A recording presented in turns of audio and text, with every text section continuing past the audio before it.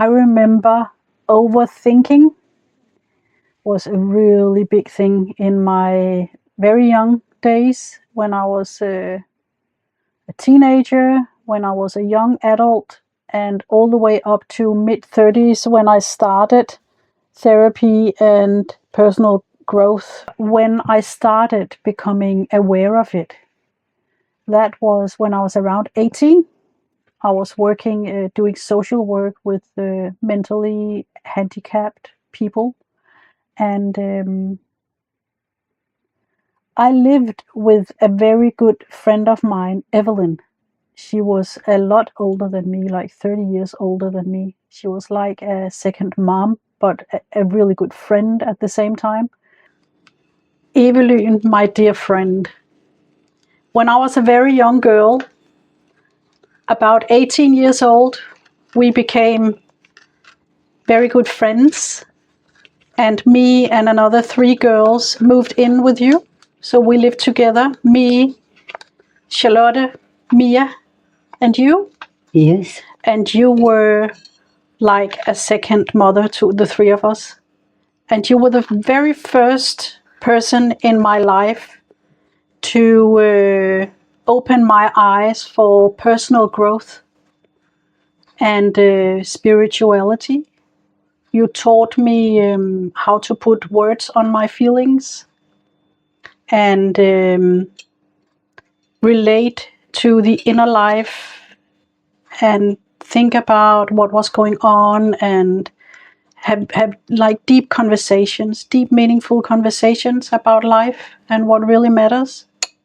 And I think it's been a very special friendship because I am 56 and you are 84, and we have known each other for so many years. Many years. Many years. I can't even, I can't work it out in my brain that quickly, but nearly 40 years, I think we have been friends.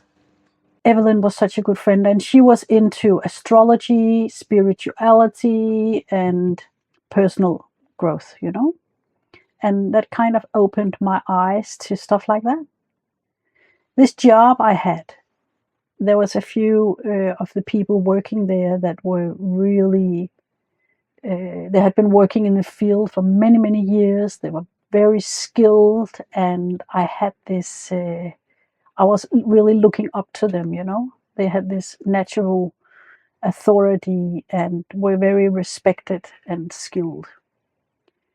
And often I could go home from work and have this feeling like, oh, so when he or she said this or that, was it because they were hinting to something that I did, or hinting to something I should have done, or was it like a critique? Were they criticizing me? I wish I had said so. I wish I had said this, that, and the other. And, you know, in the actual situation, I was always taken off guard. I always felt that I kind of froze, and I got like a bit self-conscious or whatever. I didn't reply or respond in the way that I wish I could because I was in doubt of so many things. I was in doubt of myself and my self-worth, you know. I was insecure. And that had me thinking many sleepless nights, overthinking many sleepless nights about what I should have, could have done. And it was always in the hindsight that I could see what would have been the right thing, you know, the right response. And living with this friend of mine and digging into that kind of stuff, I realized that, okay, it has to start somewhere. The change of this pattern has to start somewhere. And because I always used to think, but now it's too late. You know, in hindsight, when I felt, oh, now I know what I could have, should have. But then it's too late because the situation has passed, so I can't go back That was my belief at the time. And then I started realizing, okay, it has to start somewhere, the change. And why can't I go back? Of course, I can't go back. So I started practicing by actually going back, and instead of turning everything inwards and blaming myself for all kinds of things, overthinking it, believing it's critique of me, then I started asking instead. Don't interpret things into guesses, because you might guess wrong. So I began going back and I would say, hey, by the way, yesterday when you said this and that, I've been thinking a bit about it. What did you actually mean?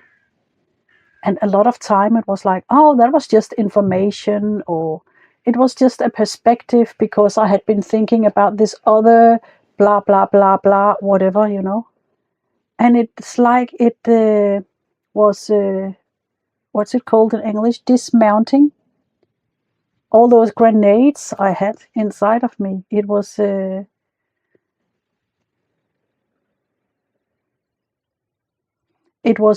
putting it all to bed, putting it all at ease. Because usually it was not a critique. It was not hinting to something I had done or didn't do or whatever. The first step always seemed to be realizing that I was affected by something someone said. And, often I wouldn't really recognize it until I got home. But when I started inviting and wishing for the awareness, I began to discover the things instead of me discovering it at night, I would maybe discover it like, an hour later.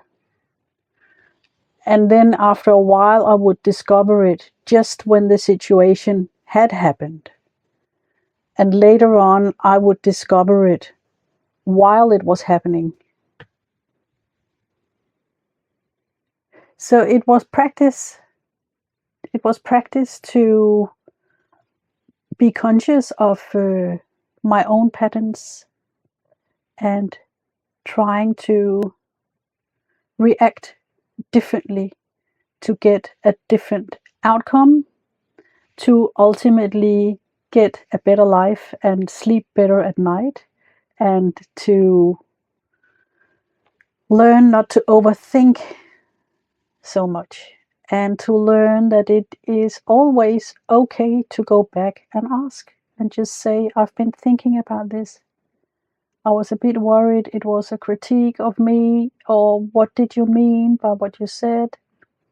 Of course you can do that. You can always do that. What is everyday happiness and what is a meaningful life? Because that is what this channel is about. And I am Gitte Olesen. So my channel is about personal growth, meaningful life, everyday happiness. And please like and subscribe if this resonates with you. I can use the support. I'm a small channel and it will be much appreciated. And also, please tell me where in the world you are watching from. I'm in Denmark. This is my favorite spot. My favorite spot in the van and my favorite spot on earth. And I have good coffee with barista oat milk. And I'm crocheting a wind spinner. A cute little wind spinner. These timeout moments in my van is quite the opposite of the overthinking that I was really suffering from in my younger days. It's just pure joy and everyday happiness. There's always multiple ways to work with different issues, and surely there will be techniques to stop overthinking by breathing and thinking about good stuff instead, and different strategies and coping strategies like that, which is also valid. But I always like to work all the way around it and make sure that I'm not bypassing. So I get to the root of the problem, and then I can use those techniques as crutches as well. That way I can make sure that I make an actual transformation and not just a coping strategy. Isn't this just the most beautiful spot? Spring in Denmark is such a wonderful time. You know, we have long and cold winters, so it's so much appreciated when spring arrives. This is early spring. Today is going to be a really good day. Blue sky, sunlight, 8 to 10 degrees, which is quite nice. A very recent kind of overthinking was my fear of driving this camper van. Oof, all in my head. You know, it's only a few weeks ago that I actually learned to drive this van. It's the third year, the third spring we are starting up now that we have owned this van. We've spent a few years doing the conversion, and it has been my husband driving it all the time. And this year I said to myself, I want to learn to feel safe and secure driving this van, because I have a lot of weekdays off. And it's such a waste that my husband takes this car to work and I only have a little Hyundai, when I can take this van instead with my cat Feta, who is lying up there, and go to this beautiful beach and do my crocheting. And a couple of weeks ago I decided I want to learn it now. And you know what? I did. I even made a video about it. You can see that on my channel. And here I am. And I'm doing this a lot, going down here to the beach in my hood. And you know what that gives me? That gives me a really meaningful life and a lot of happiness.